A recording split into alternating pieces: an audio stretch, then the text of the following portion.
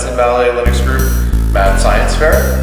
We've got all these great projects that people have brought, different open hardware projects, 3D printers. It's always a great time, and we always have a lot of great people here. My name is Sophie Kravitz. This year I brought a piece called Gamma Ray Detector, and it's a piece that I made in 2010. It looks very similar to the Heartbeat dome that I brought last year, but it is not the same piece. This piece detects background radiation and outputs it as light. I've got L-wire and LEDs, so there's quite a bit of circuitry in there to drive both the L-wire, the LEDs, and the Gamma Ray Detector, which is a Geiger-Miller tube, and it operates on 800 volts DC.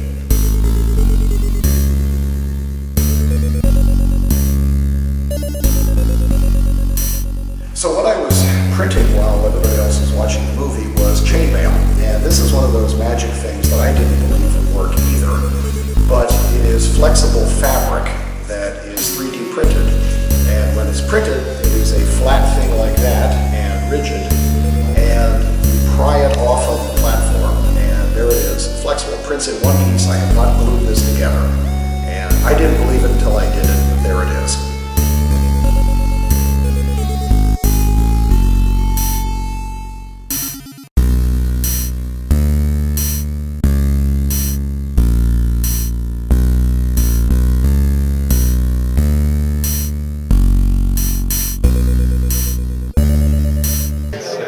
Make Star Wars figures? Absolutely. All you have to do is figure out how to model them. So you have some learning to do, and then it'll make them. Oh. VariBoot is a multi-distribution boot loader for the Raspberry Pi. It allows you to select various operating system, Linux versions, operating systems for the Raspberry Pi, and also will boot the Sugar operating system for Raspberry Pi. You can download any of them or all of them onto a single SD card and boot them whichever one you want. It will set it up to boot a default operating system every time you power on the Raspberry Pi. It also supports password protection so that you can lock up your VariBoot so nobody can change the distributions that are on the SD card. You can customize it and take any Linux operating system that you set up and generate your own VariBoot distribution that you can install with VariBoot and put it on the SD card and then boot it with VariBoot.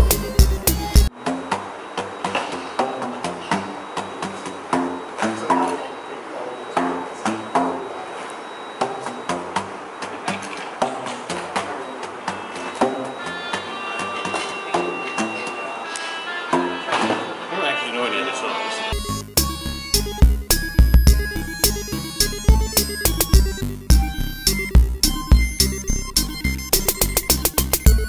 So I got interested in making purses and messenger bags with Charlie Flex LEDs on the front flaps.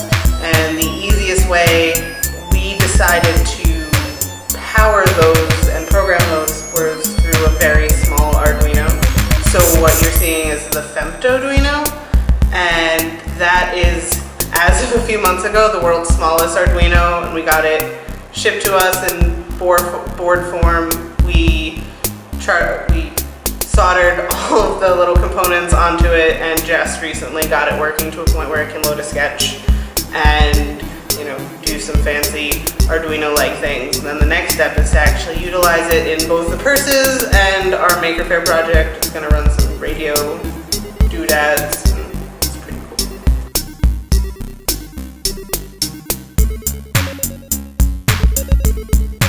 So the mini looper started out as just the Deca pedal, which is the pedal component, which is probably the world's simplest Arduino app. It's basically a bunch of buttons hooked up to an Arduino that send signals over serial. And I wanted to show this at the next Mad Scientist Fair, so I thought it would be really cool to have a a Raspberry Pi playing the audio instead of the program on my laptop.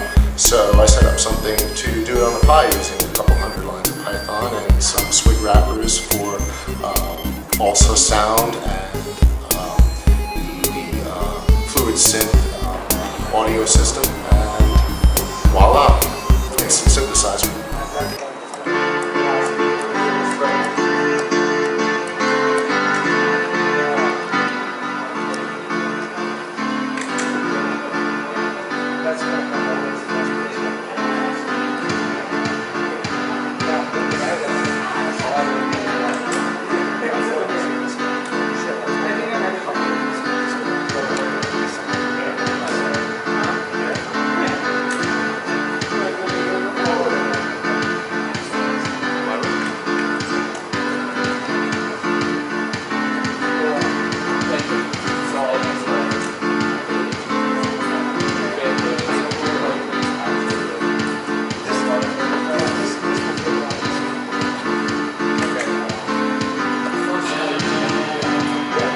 My project is using Raspberry Pi as a computer to receive data from Oregon Scientific weather sensors. I have a whole bunch of these at home, and using this 433 megahertz receiver from RFXcom, I can get that data stream for all these sensors: temperature, humidity, rain gauges, wind speed, direction sensors, into a computer where I can then store the data and do analysis on it after the fact. I had a version of this running for a couple of years